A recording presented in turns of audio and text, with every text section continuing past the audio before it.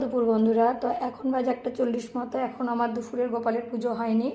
সকালে গোপালকে বাল্যভোগ দেওয়া হয়েছে, তারপরে আর গোপালেরকে সেবা দিতে পারিনি। তার কারণ আজকে বাড়ির অনেক কাজ ছিল, সেগুলো করতে হয়েছে।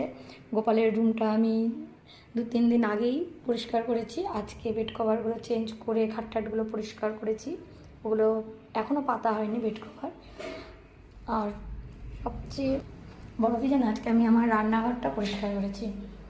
মানে বাড়ির মধ্যে সব থেকে যদি বেশি নোংরা মনে হচ্ছিলো যে আমার রান্নাঘরেই হয়েছে।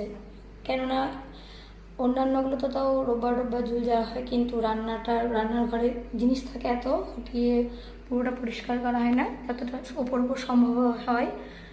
আজকে আমি পুরোটা ক্লিন করেছি, এই জন্য আমার প্রচণ্ড লেট হয়ে গেছে। তো এতক্ষণে আমি ভাত বসাবো, এখনও বসাইনি।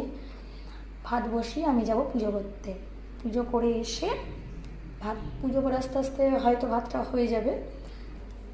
তারপর ফ্রিজে সবজি করে রাখা আছে, সেটা বার করে গরম করে আজকের মতো দুপুরে খাওয়া দাওয়া কমপ্লিট করব। কারণ প্রচণ্ড বেলা হয়ে গেছে, আর এখন আর নতুন করেও অন্য কিছু করার মতো টাইমও নাই, ইচ্ছেও নেই। কারণ প্রচণ্ড ক্লান্ত লাগছে। খাওয়া দাওয়া করে কিছুক্ষণ রেস্ট করব, সন্ধে দেওয়ার পর রান্নাঘরটাকে সুন্দর করে গোছাবো।